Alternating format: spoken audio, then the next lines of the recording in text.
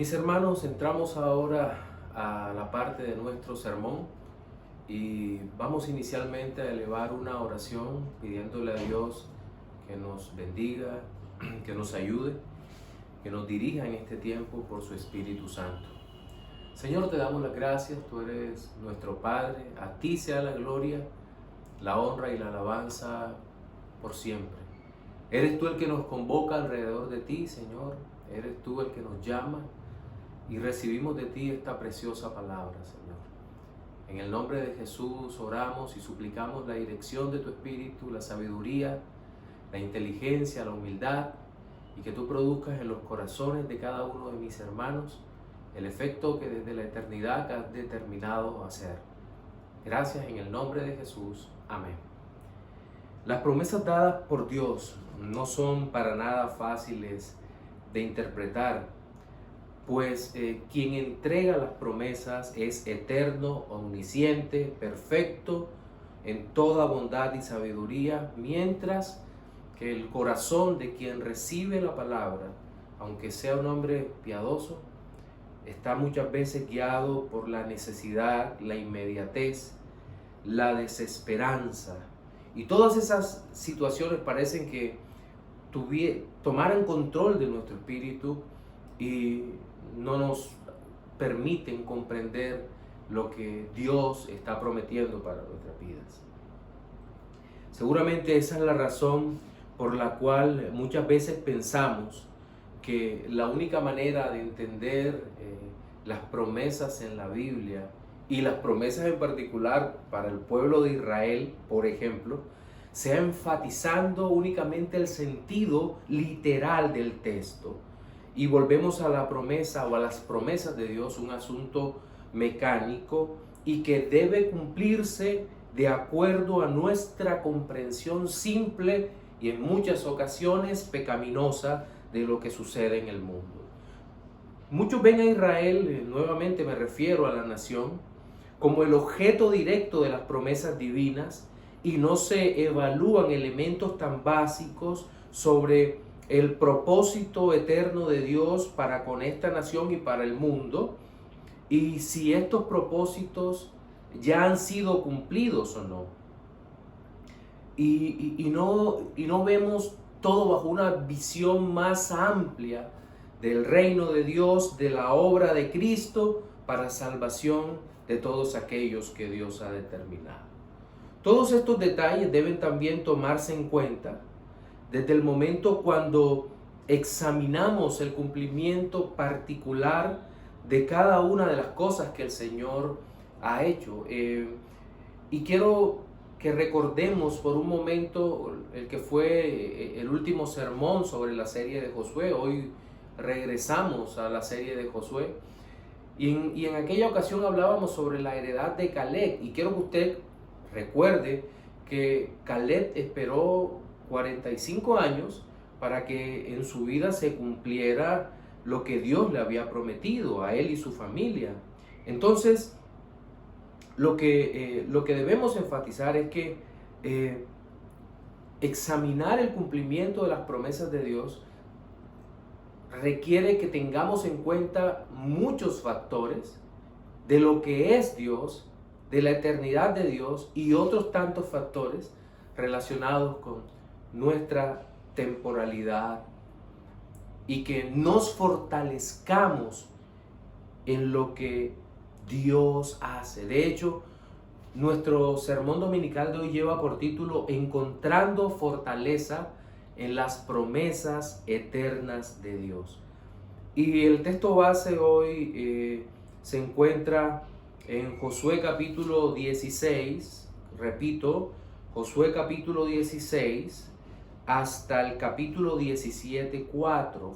Josué 16 solamente tiene 10 versículos. Vamos a leer hasta 17:4, en donde vamos a ver cómo el Señor en ese texto hace la entrega de la tierra que le ha prometido esta vez a los hijos de José, a Efraín y a Manasés.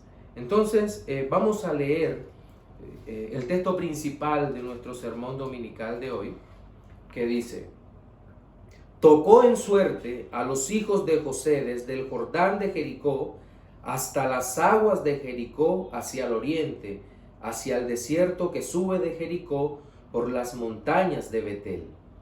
Y de Betel sale a Luz y pasa a lo largo del territorio de los arquitas hasta Atarot, y baja hacia el occidente al territorio de los jafletitas hasta el límite de Bet Jorón, la de abajo, y hasta Geser, y sale al mar. Recibieron pues su heredad los hijos de José, Manasés y Efraín. Y en cuanto al territorio de los hijos de Efraín por sus familias, el límite de su heredad al lado del oriente fue desde Atarot Adar hasta Bet Jorón, la de arriba. Continúa el límite hasta el mar y hasta Micmetat al norte, y da vuelta hacia el oriente hasta Taanat Silo, y de aquí pasa a Janoa. De Janoa desciende a Atarot y a Naarat, y toca Jericó y sale al Jordán. Y de Tapúa se vuelve hacia el mar, al arroyo de Caná, y sale al mar.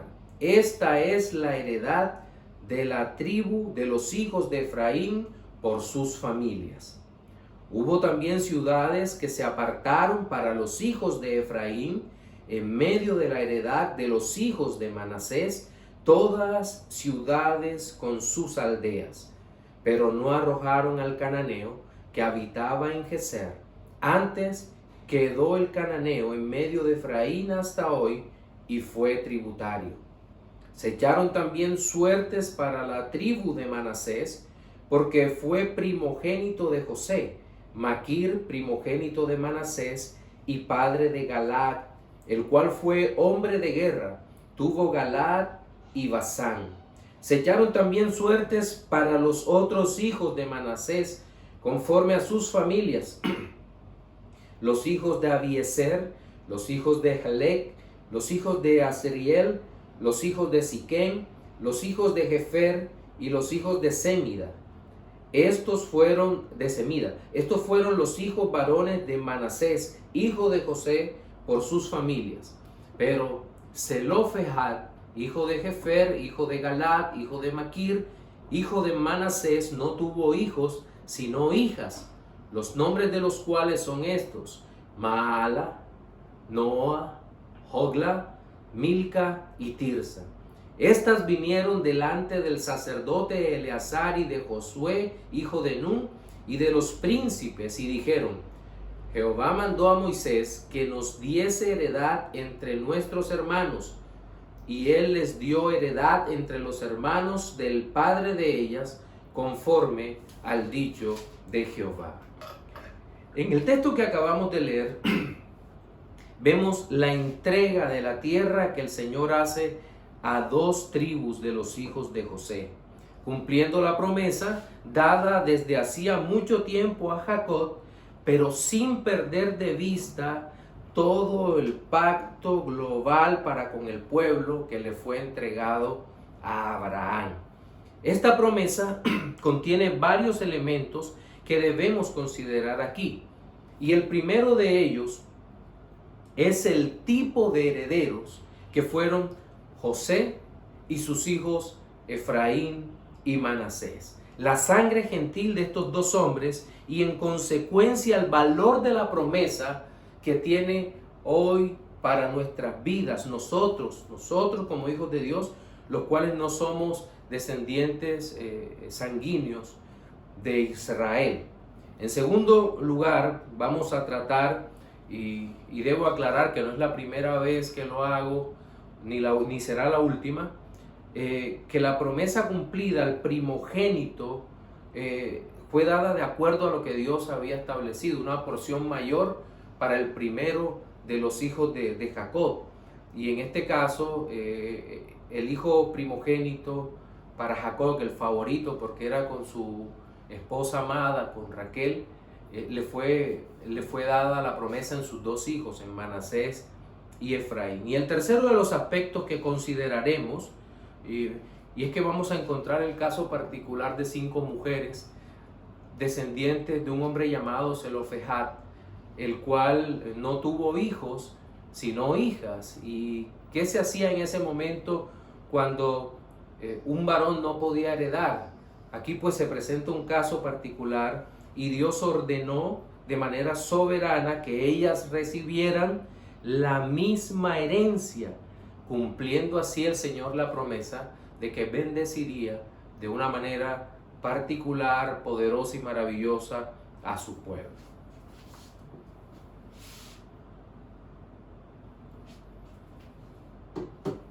Bien, en nuestro sermón dominical de hoy vamos a ver cada uno de estos aspectos y vamos a iniciar diciendo que encontramos fortaleza en Dios al observar a qué tipo de personas Él hace las promesas. ¿A qué tipo de personas Dios hace las promesas? Miren, esta parte es muy densa, pero muy importante, y quiero que estén muy atentos, mis hermanos, a lo que dice la Escritura, porque en el primer versículo que leímos, o en los primeros 4 versículos, usted va a ver que la suerte que le tocó a los hijos de José, es decir, aparece el nombre de José, aparece sus hijos, y luego viene una descripción, aunque usted no lo crea, no es una descripción detallada de todos los lugares que heredarían los hijos de José. Pero centrémonos en las personas, José y sus hijos, y hagamos ese viaje en el tiempo del lugar donde estábamos y el momento donde estábamos en plena conquista de Canaán. Estamos a la mitad del libro de Josué, casi al final de sus días. Ya empieza a repartirse la tierra de Canaán, pero tenemos que regresar 400 años atrás para entender esto, de qué tipo de personas recibieron la promesa y encontrar fortaleza en el Señor en esta realidad. Y es que hablo del tipo de personas porque hay una creencia común en nosotros como creyentes, y es que vemos a los hombres de la antigüedad, a los que hemos llamado héroes de la fe, como personas que son mejores que nosotros en todos los aspectos, sobre todo en su relación con Dios, pero también en su ética y en su forma de vivir, y eso no es del todo cierto. Y este pensamiento nuevamente va a venir de forma recurrente a nosotros, porque en el primero de los versículos nos encontramos con José y con sus hijos. Y tenemos que recordar quién era José. Bueno, era el favorito de su padre Jacob, y muchas veces lo ponemos como ejemplo a seguir por su castidad, o cuando tuvo que enfrentar la tentación sexual, o su sabiduría, su consagración y esa capacidad que Dios le dio, el conocimiento, cuando probó a sus hermanos, le puso diversos desafíos y allí confirmó que ellos habían tenido un cambio profundo en sus corazones, en sus vidas. En fin, José, es uno de los personajes que tal vez tiene más momentos tipológicos en parecerse a Cristo que muchos otros personajes de la Escritura. Y al parecer perdemos la capacidad, cuando vemos las cosas buenas de José, perdemos la capacidad de criticar en sentido positivo los demás aspectos de la vida de este santo, para así comprender de mejor manera el poder de la gracia divina que estaba operando en José. Porque recordemos que sin la gracia, ni José ni ninguna persona de la Escritura sería lo que es, una verdadera persona de fe. Sin la gracia esto es totalmente imposible. Nosotros cuando vemos los personajes antiguos pensamos en la fe de Abraham, en la mansedumbre de Moisés, en el valor de Josué, en la piedad de David, y parece que nos desprendemos por completo del hecho de que ellos fueron lo que fueron por Dios, por su gracia. por su amor, por su misericordia sobre ellos. Dios fue el que obró con poder en sus vidas para que todo esto maravilloso que vemos en la Escritura, que estos hombres llegaron a ser, sucediera. Miren, el caso de José y su ética, por ejemplo. Es cierto que es mucho lo que tenemos que destacar de este joven varón, pero casi nunca observamos que de joven, al parecer, gozaba con mostrarse mejor que los demás. ¿Y por qué sacamos esa conclusión? Cuando su padre le hizo aquella túnica de colores diferente a la de sus hermanos, José la exhibió, sus hermanos se sintieron menospreciados. ¿Y qué decir cuando tuvo aquel sueño? Seguramente usted lo recordará, aquel sueño donde la luna y las estrellas se postraban delante de él. No manejó aquel sueño de la mejor manera, fue egocéntrico, tanto que no supo manejar aquel anuncio que Dios le había mandado con la prudencia que requería. Alguno podrá decir, era muy joven. Sí, pero el ser joven no excusa nuestro pecado. Y digo nuestro para que sepamos que todos estamos expuestos a este tipo de situaciones, pecaminosas que nos afectan. Y seguramente, aunque la promesa que Dios hizo a aquel joven inmaduro se cumpliría irremisiblemente, antes tendría que pasar por una gran cantidad de sufrimientos a través de los cuales el Señor mismo moldearía su carácter a la imagen de Cristo. Es seguro que por eso, ya habiendo pasado una gran cantidad de situaciones, José valoró la oportunidad de servir como esclavo en casa de un pagano sin quejarse. Respetó a su amo egipcio, huyó de las propuestas lujuriosas de la mujer de Potifar. Luego, José fue llevado a la cárcel en donde duró 7 años, dicen algunos comentaristas, y nuevamente fue prosperado por el Señor al tiempo que su corazón iba siendo transformado, hasta el día en que llegaron 2 siervos de Faraón, a quienes les interpretó sendos sueños a cada uno. Uno fue colgado y el otro fue restituido a su lugar, y el que fue restituido, recordemos que le había prometido a José que iba a interceder por él ante Faraón porque injustamente estaba en la cárcel. Y se olvidó de José hasta aquel día en que providencialmente el rey de Egipto fue atormentado por pesadillas, un par de sueños terribles en donde el Señor le mostraba el futuro venidero, y José interpretó, usado por Dios, claro, el sueño del faraón, y fue sacado de la cárcel y elevado a la posición más alta de Egipto después del faraón. Ahora nuevamente debemos concentrarnos en el análisis de la fe de José, y no solo en su ética, es decir, su conducta y en general su relación con el entorno, sino con una serie de hechos que son los que constituyen la fe. Su relación con Dios, como ya habíamos dicho, y cómo reaccionó ante el fuerte llamado de atención que el Señor le hizo al momento de volverlo a poner frente a frente con su familia. En primer lugar, vemos, si usted recuerda, a un José que se había adaptado a su condición de ser el señor de toda la tierra de Egipto.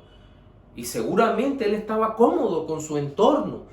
El faraón le dio por mujer a una de las solteras más importantes del momento, Asenat, cuyo nombre significa en idioma egipcio posesión de la diosa Neith. A los que les gusta la mitología antigua, en especial la mitología egipcia, recordarán que la diosa Neith en ese momento de la historia era considerada la encargada de la guerra. Asenat era hija del sacerdote Potífera, que al parecer era el principal de la ciudad de On, que según la arqueología quedaba a 30 kilómetros de Memphis y que fue en su momento Memphis capital del Imperio Antiguo, mientras que la ciudad de On era donde se celebraba el culto solar. Es decir, si nosotros evaluamos la vida de José, tenemos que entender que no era perfecto. De hecho, José es uno de mis personajes favoritos del Antiguo Testamento, sobre todo por los momentos tipológicos que representan a Cristo. Pero debo reconocer que José cometió aquellos pecados políticos por estar cerca del poder y seguramente llegó a pensar que ya no volvería a saber más acerca de su familia, y seguramente tuvo un conflicto muy fuerte cuando vio nuevamente a sus hermanos. Pero ahora que hablo de familia, revisemos ahora la familia de José en Egipto. Estaba constituida por su esposa, quien ya vimos. No sabemos de ella gran cosa, aparte de lo que está en el relato bíblico del Génesis. No sabemos si llegó a ser creyente o no. Algunos dicen que sí. Y no vamos a inventar una historia como la que algunos escritores rabinos bastante dudosos, por cierto, afirman que Asenath no era una gentil, sino que fue una israelita que fue robada y llevada a casa de Potífera, el sacerdote, y que él la crió como hija, y que por lo tanto la sangre de sus hijos Manasés y Efraín es sangre pura israelita, no mezclada con los gentiles. Todo eso no es más que un esfuerzo inútil por tratar de demostrar lo que es imposible demostrar. Esta mujer era una gentil, era una pagana que se casó con un hijo de Dios, y de allí nacieron 2 hijos. Pero veamos quiénes entonces eran estos 2 hijos. Bien, estos 2 jóvenes, que no sabemos qué tan conectados estaban en ese momento con la fe de su padre José, eran seguramente hombres de su tiempo. Es decir, hombres que nacieron, crecieron, tuvieron hijos y murieron en Egipto, y que tal vez el único contacto que tuvieron con Canaán fue cuando llevaron a sepultar a su abuelo Jacob, cuando marcharon en esa procesión hacia allá. Pero ¿qué sabemos de estos jóvenes? Que sí fueron creyentes, porque la Biblia dice, pero su herencia, las promesas que recibieron, las recibieron a través de su abuelo Jacob, que fue quien en últimas los bendijo. Y creo que la visión que tenían estos jóvenes sobre Canaán no era la de la posesión material. Perdón.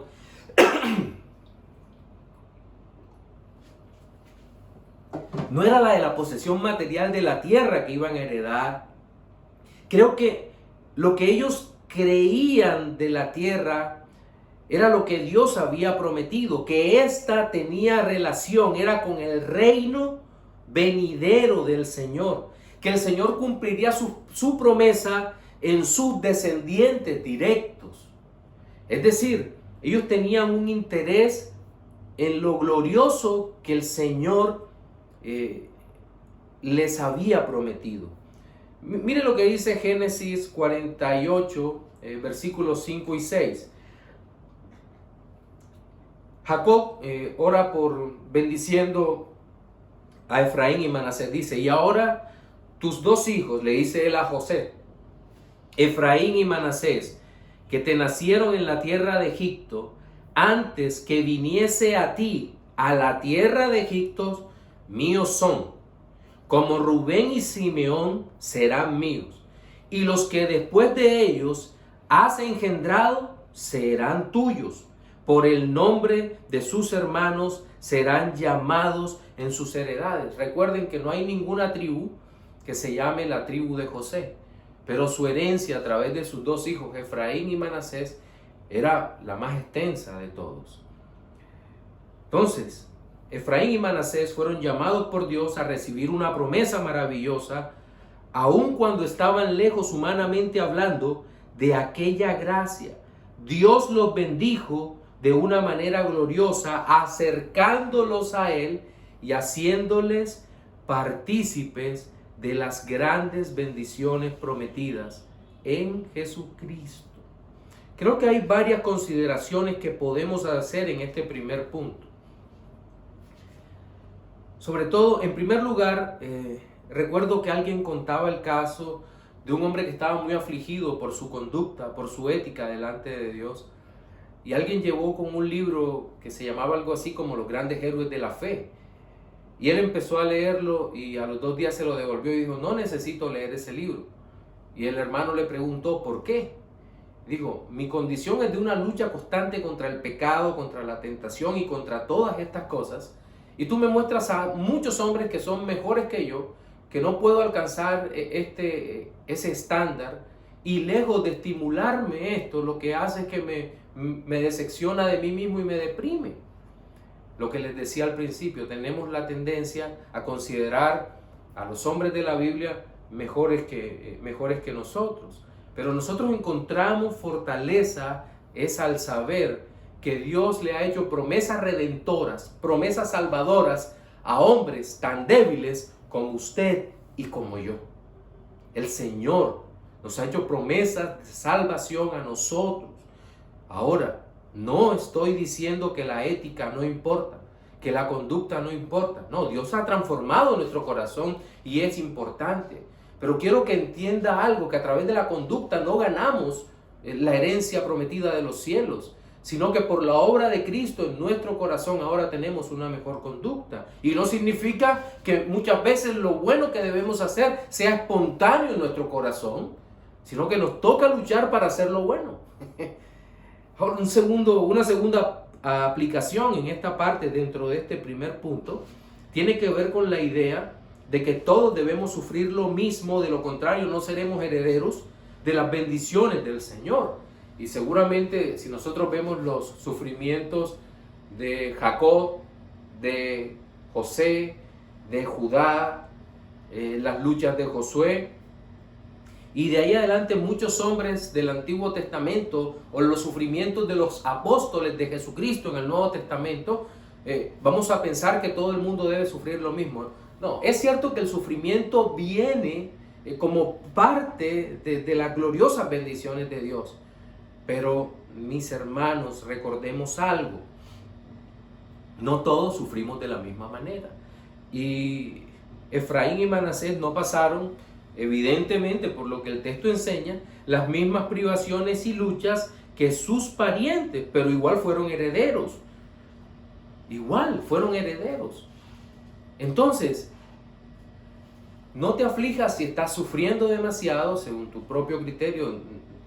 De todos modos, nadie sufrirá lo que sufrió nuestro Señor Jesucristo, pero tampoco si estás sufriendo demasiado poco. No, el Señor, el sufrimiento no es algo que debamos estar persiguiendo. Debo sufrir, no. Pero el sufrimiento llegará en su momento, o tal vez estás pasando por el sufrimiento ahora. Pero no obstante, fortalécete en las promesas del Señor. Y esto nos lleva a una reflexión muy rápida en esta mañana, en este punto. Y se trata de que nuestro Señor Jesucristo nos ha dado una promesa enorme en los cielos, la cual nos la dará porque Él es fiel.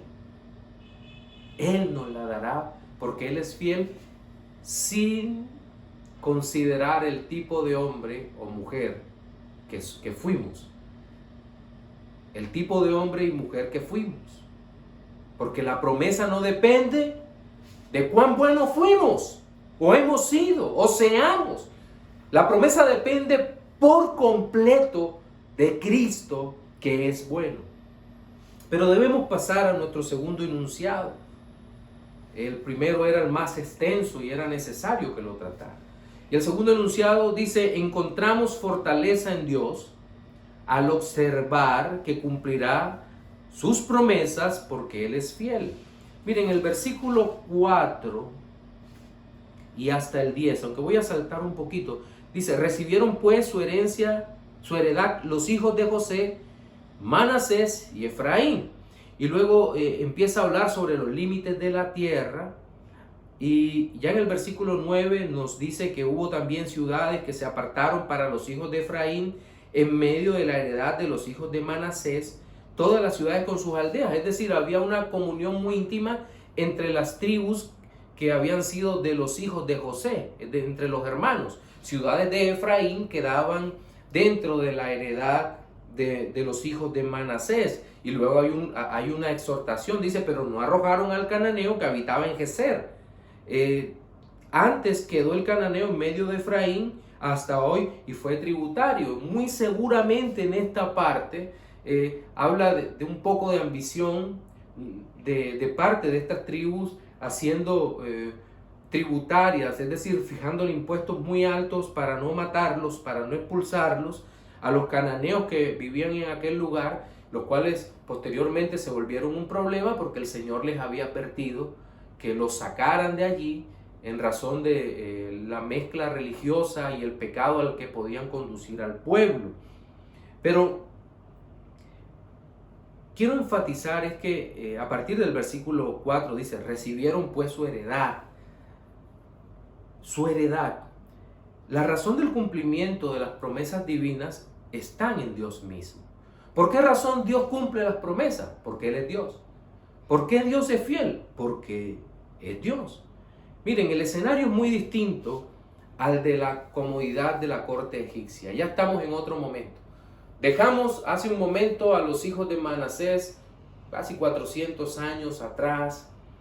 Creo que ese sería el periodo de tiempo. Tal vez me puedo equivocar un poco. Ya los príncipes murieron y los únicos que están son sus descendencias. 2 tribus. Pero estos versículos se dirigen en primer lugar a la herencia material que recibieron las tribus de los hijos de José, o a la doble porción que le tocaba como primogénito. En esta parte de la narración, como bien se observa, ya habíamos leído el versículo 4, hay una declaración general de las 2 tribus, y a partir del siguiente versículo, como dije, hay una descripción, aunque no sea totalmente detallada, sobre los límites de Efraín. Y esta referencia es importante porque se observa que se le entrega la heredad primero a la tribu de Efraín, la cual se encuentra, si usted toma un mapa de la repartición de la tierra a los hijos de Israel, casi todas las Biblias tienen al final un mapa con la distribución de las 12 tribus de Israel. Y vemos que Efraín está en el corazón de Israel, en todo el centro. Y es interesante el límite porque llega desde el Jordán, desde Jericó, donde hay mucha agua, y se extiende hasta el Mediterráneo, hasta el mar. Sus vecinos al norte son sus propios hermanos, la tribu de Manasés, mientras que esta tribu lleva el nombre del primer hijo de José. Me refiero a Manasés, recibió herencia tanto dentro de Canaán como fuera. Mire cómo están de bendecidas a nivel territorial estas 2 tribus y cómo el Señor cumple la promesa material inicialmente. Ahora, un detalle muy significativo lo ofrece Edersheim, que afirma su posesión, es decir, la de Efraín y Manasés, era la más rica y fértil de la tierra. Comprendía la llanura de Sarón, capaz de producir casi sin límites y de convertirse en el granero de toda la tierra. Es decir, estos hombres habían sido enriquecidos materialmente con lo que habían recibido. Pero también debemos observar que por estar en el corazón del territorio, su posición estratégica era inmejorable, como también la fertilidad de la cual habíamos hablado, cumpliéndose así las promesas de bendición que Jacob había dado para ellos. Y uno se pregunta, cuando ve tan grande abundancia de tierra y de bienes y el cumplimiento de todas las promesas que el Señor les dio, decimos, ¿Qué hicieron entonces los descendientes de José para merecer todo lo que Dios les estaba dando, todo lo que el Señor les había dado? La respuesta bíblica es obvia: nada. Y entonces, ¿qué de las obras para recibir galardones? Miren, esta respuesta dada por el Señor a través de su palabra, de que nada podemos hacer para merecer las bendiciones de los cielos, produce en algunos la sensación de no creerlo. Dice, yo no puedo creer que yo no pueda hacer nada para heredar las bendiciones. ¿Y por qué lo estoy planteando de esta manera? Porque en este caso, la heredad material representa de muchas maneras la herencia espiritual. Sí, la herencia espiritual. La heredad espiritual de los descendientes de José, de las tribus de Israel. A eso me estoy refiriendo en este momento. Ahora,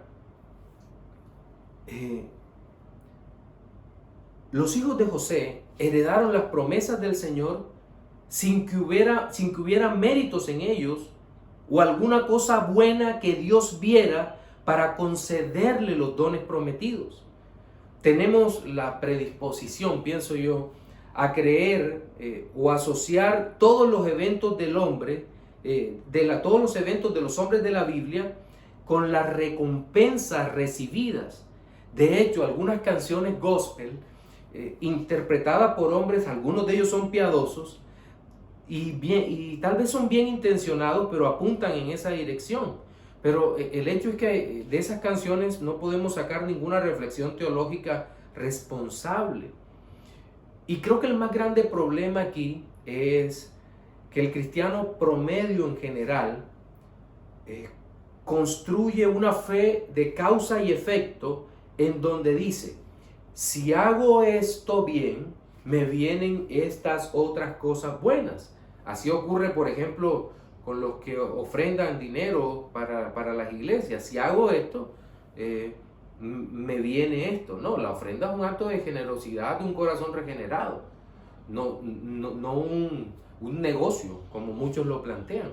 Y creo que muchos otros lo que hacen acá es tomar textos de la Escritura, como por ejemplo Deuteronomio 28, en donde nos hablan de las bendiciones de la obediencia y las maldiciones de la desobediencia, y toman ese asunto y lo arrastran irresponsablemente hasta asociarlo con la obtención de la salvación. Y esto es realmente peligroso. Asocian la obediencia como requisito previo para la obtención de la salvación. La Biblia no dice eso en ninguna parte. No. Ningún hombre sin Cristo puede ser obediente. Ningún hombre. Nadie que no haya sido regenerado y dotado de fe puede ser obediente a Cristo, correr a sus pies. No puede, es imposible. Está alejado de Dios. No puede volver ese requisito. Eso es parte del semipelagianismo católico, de toda la visión católico-romana de salvación, que no tiene nada que ver con la visión bíblica. Y lastimosamente muchas congregaciones evangélicas han abrazado esto. No, la obediencia solo se le puede exigir al creyente. Nosotros tenemos la obligación de ser obedientes a Dios. Nosotros sí, porque conocemos a Dios, porque Dios se ha dado a conocer a nosotros, porque se ha revelado a nosotros, porque nos ha salvado en Cristo. Solo un cristiano puede ser obediente. Pastor, entonces, ¿el no creyente tiene excusa? En ninguna manera. En ninguna manera. Es responsable ante Dios. Y más si están escuchando, como seguramente lo están, escuchando la palabra de Dios en algunos lugares. Pero ya que hago mención a la doctrina de la salvación, creo que es bueno y seguro recordar que Dios siempre cumple su promesa de mejor manera de lo que nosotros pudiéramos imaginar. Él prometió salvación y nos fue dada de la forma más gloriosa que pudiéramos imaginar, por medio de su Hijo amado Jesucristo, muriendo como sustituto por nuestros pecados en la cruz del Calvario. Y si usted me pregunta si hay algo mejor que la salvación en el universo, debo decirle que no.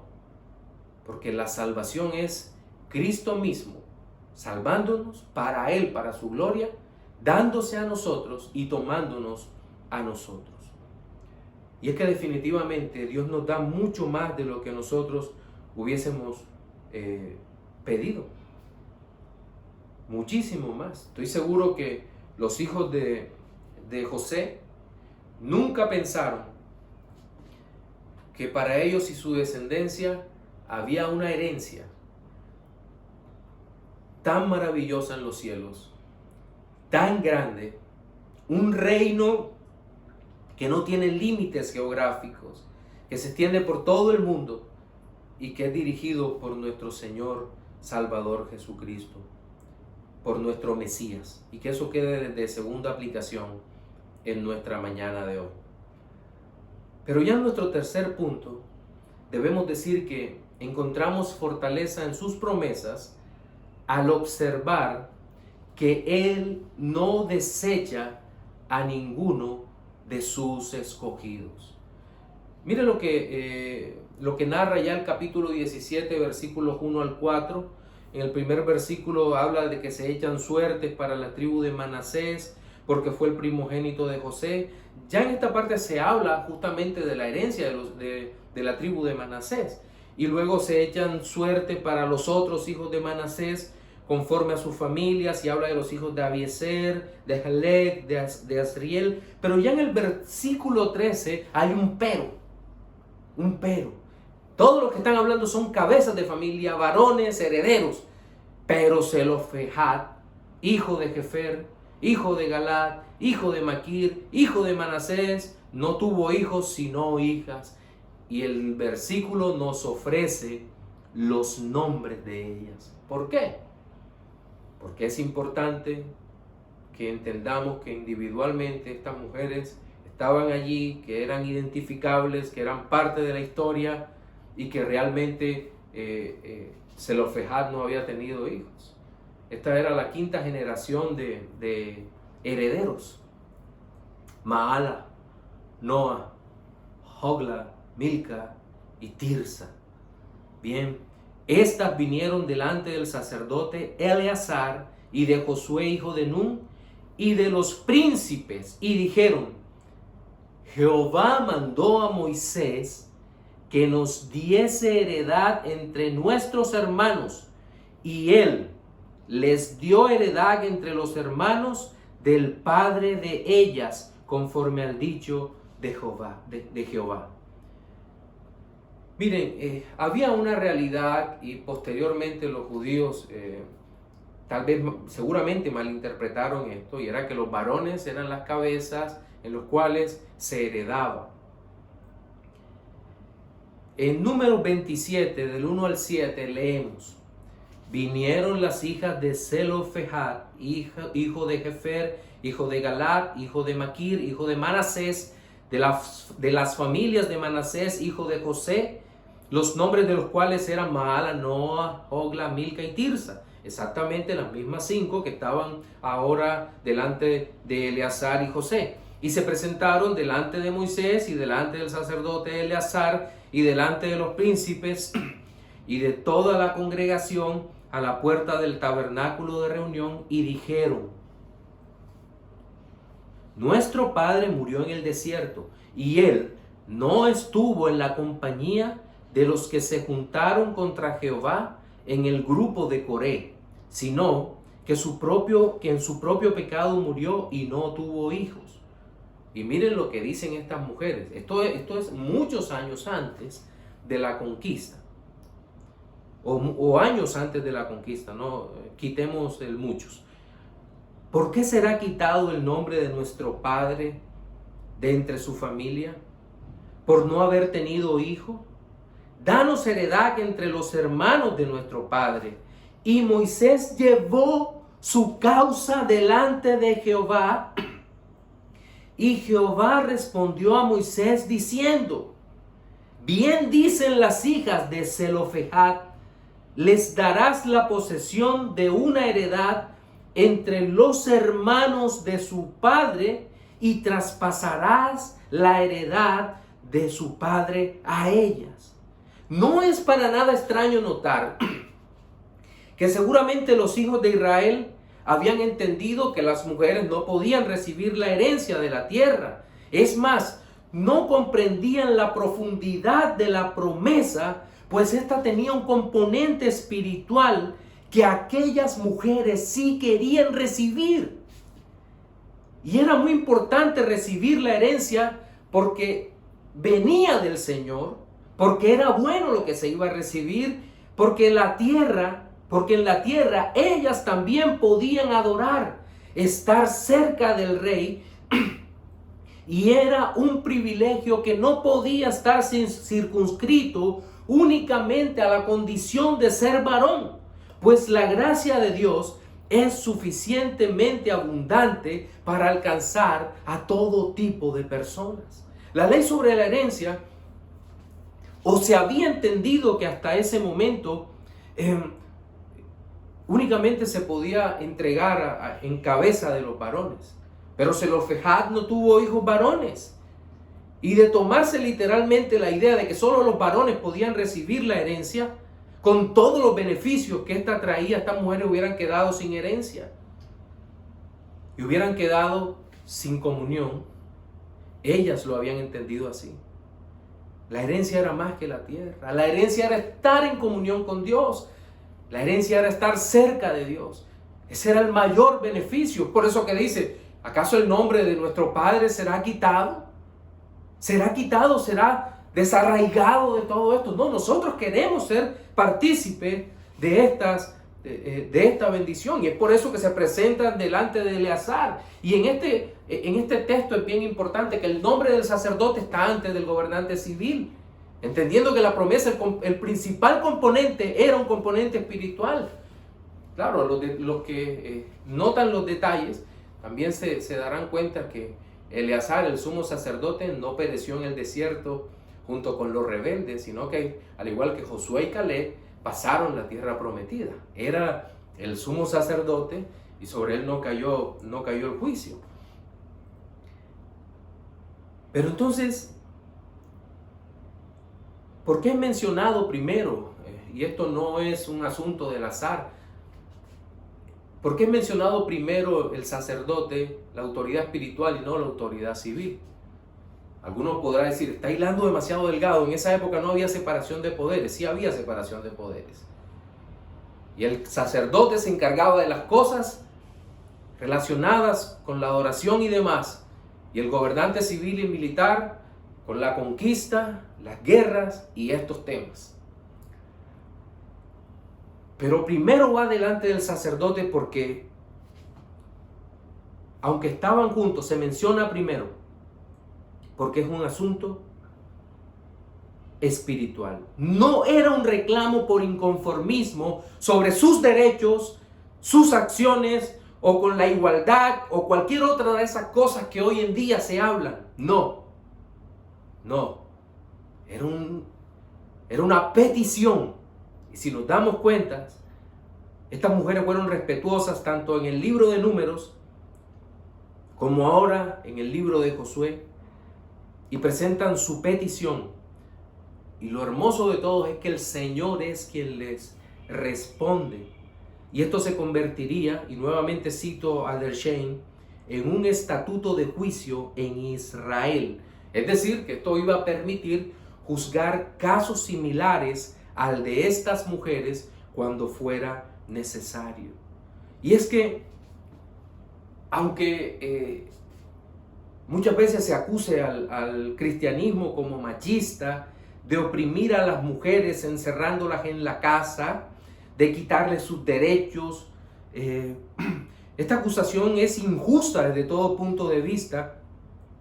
Y ante todo creo que en el tiempo actual está llena de una visión marxista cultural que se intenta imponer en nuestro tiempo, y donde lo importante es crear un conflicto inexistente muchas veces entre hombres y mujeres.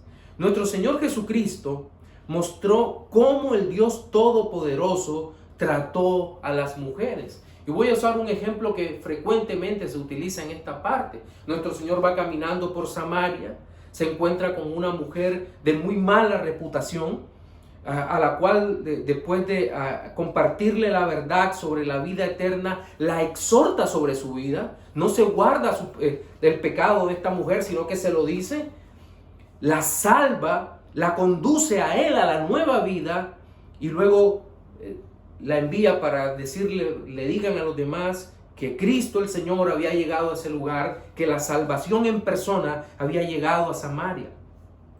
Tal realidad chocó de forma fuerte contra la visión judía que tenían en ese momento sobre la mujer, sobre todo las autoridades religiosas. En aquel momento se consideraba, era la posición mayoritaria, las mujeres como personas de segunda categoría. El judaísmo de la época de Jesús tenía hombres que oraban a Dios, dándole gracias porque no los había hecho gentiles ni mujeres. Es decir, estaban casi en una tercera categoría. Algunos rabinos también llegaron a recomendar a los varones no perder el tiempo hablando con sus esposas. Pero el Señor también rescató de su vana manera de vivir a María Magdalena y le permitió que algunas mujeres, como las hermanas de Lázaro, Marta y María, y la madre de Jacobo y Juan, le sirvieran a él. ¡Qué gran privilegio! El Dios Todopoderoso siendo servido por estas mujeres. Pero podemos ver esto como una autorización entonces para que las mujeres hagan todo lo que quieran. No. ¿Por qué no? Por la misma razón que los hombres no podemos hacer todo lo que las mujeres hacen. Las mujeres no pueden hacer todo lo que el hombre hace y los hombres no podemos hacer todo lo que las mujeres hacen. Cada uno tiene su propio rol, roles divinamente dados por el Señor, y de no ser así, el mundo no tendría orden. Entonces, ¿cómo debemos ver a las mujeres, los creyentes? Ya que hemos visto este texto en Josué, en Números, y hemos hablado de cómo nuestro Señor trató a las mujeres. La Biblia dice que nosotros debemos ver a las mujeres con respeto y dignidad, como vaso más frágil, dice la Escritura, como coherederas de la vida eterna, sabiendo que ellas son importantes en el reino de los cielos y entendiendo que la imagen del Señor se encuentra también en ellas. Las hijas de Zelofejad entendieron esa heredad y querían ser parte de esa bendición de poder estar con Dios, de servirle al Señor.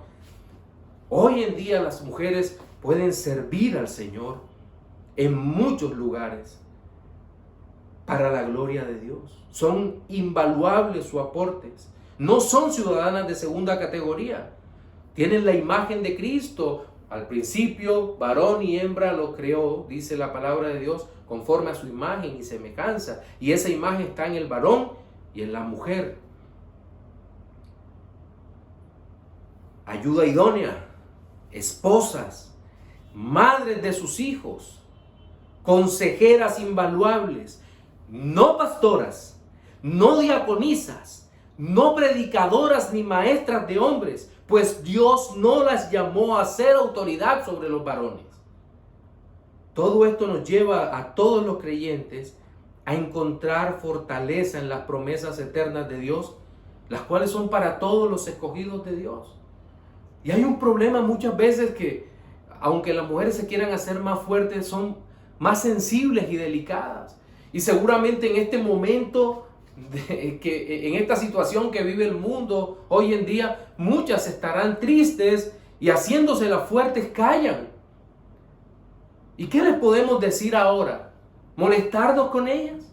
No, estamos llamados a consolarlas y a decirles: mis hermanas, Cristo tiene especial cuidado de ti.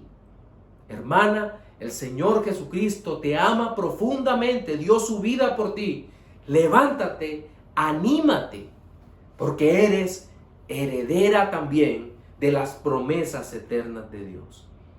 Quiero hacer una tercera aplicación Y es que de seguro muchos están preguntando y dirán, ¿y qué ocurre con el texto que dice que ya no hay judío ni griego, ni esclavo ni libre, ni varón ni mujer, porque todos vosotros sois uno en Cristo Jesús? Bueno, el texto no está haciendo una eliminación de las categorías allí descritas. Es decir, el judío no dejó de ser judío, ni el griego, griego, ni el esclavo es libre en ese momento, ni el libre es esclavo, ni el varón es mujer, ni la mujer varón. No, eso no está diciendo el texto. Aquí no está hablando de una igualdad absoluta, pues el sexo no deja de ser distintivo entre ambos, ni tampoco la identificación nacional. Cristo se identificó como judío, ni tampoco este texto es un llamado para que los esclavos se levantaran en su momento. No, este texto aplica únicamente en el contexto de la salvación, en donde personas de todas las clases son salvadas por Cristo. El Señor Jesucristo salvó a judíos y salvó a gentiles. Salvó a esclavos como Onésimo y a libres como Filemón. A varones como nosotros, varones como los que fueron inspirados para escribir la palabra de Dios, y a mujeres como María, mujeres como Magdalena o como las hijas de Zelofehad. Todos nosotros hemos sido salvados, redimidos por la obra maravillosa de Cristo en la cruz del Calvario. En el tiempo presente debemos ser cuidadosos con hacer interpretaciones radicales, como se hacen hoy en día, de la Escritura, de estar pidiendo o exigiendo reivindicación social para las mujeres o para algunos grupos, que va más allá de lo racional. Es muy triste realmente que la mujer renuncie a su instinto maternal para exigir que la dejen matar a sus bebés en el vientre. Esto es perverso, y por eso la ira de Dios se derrama contra este mundo muchas veces, y no solo por eso, sino por muchos pecados. Pero lastimosamente este tipo de querer pecar se ha hecho público y se han lanzado a exigir derechos. Es muy triste cuando vemos que a las mujeres casadas se les vende la idea de que sus maridos son sus enemigos, y muchas, gracias a Dios no todas, prefieren obedecer lo que le dicen en otros contextos a lo que le dice su marido en casa. La Biblia dice: sujetaos a vuestros maridos, y es una obligación de las mujeres creyentes. Pero hoy en día podemos hablar de la servidumbre, aunque teóricamente no exista la esclavitud. La Biblia habla a los siervos a estar sujetos a sus amos. Es decir, Dios, el Dios Todopoderoso, nos ha redimido a hombres y mujeres en todos los grupos sociales, en todas las condiciones, y nos sigue redimiendo para su gloria. Entonces nos podemos fortalecer en las promesas de Dios eternas, en las promesas de Dios, en las eternas promesas de Dios, en que sea cual sea nuestra condición, el Señor nos ha dado promesas que Él cumplirá porque Él es fiel. En nuestro sermón dominical de hoy hicimos un recorrido panorámico por una parte de la historia de la nación de Israel, la cual se relaciona con las promesas dadas por Dios a José y a sus hijos. Y notamos cómo todo esto nos ayuda a encontrar fortaleza en las promesas eternas de Dios. Los puntos que tocamos fueron: el primero, encontramos fortaleza en Dios al observar a qué tipos de personas Él hace las promesas.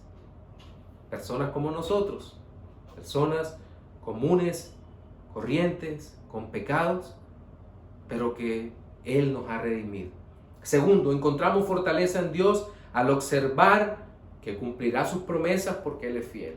No por nada que encuentre en nosotros, no por nada que hayamos hecho, sino porque Él es fiel. Y tercero, encontramos fortaleza en sus promesas al observar que Él no desecha a ninguno de sus escogidos. Recordamos, llegaron estas 5 mujeres con muy pocas posibilidades delante de los demás de heredar, pero heredaron. ¿Por qué? Porque Dios es bueno, porque Dios es fiel. Y quiero hacer un par de reflexiones finales. Para los no creyentes, uno de los aspectos comunes en toda charla motivacional es la invitación a buscar las respuestas a las dificultades más terribles de tu vida en ti mismo. Ahí no hay respuestas. En tu alma no hay respuestas para este mundo cruel y despiadado. Solo en Jesús existen los recursos eternos para encontrar las respuestas a nuestra propia existencia y para quitar la incertidumbre de muerte, dolor y tristeza que muchas veces asfixia al alma. Ven a los pies de Cristo, corre a Él en arrepentimiento y fe. Para los creyentes, mis hermanos, el Señor nos alcanzó, Él nos ha dado una nueva vida, nos ha dado gozo, paz, y en momentos tormentosos nos bendice y nos fortalece encontrando sus promesas eternas en su bendita palabra en Jesucristo. Oremos, amén. Señor, gracias, tú eres bueno y para siempre es tu misericordia. Gracias por este tiempo que nos das, gracias por tu bendita palabra. Recibe la honra y la gloria y la alabanza. En el nombre de Jesús, tu Hijo, hemos orado. Amén.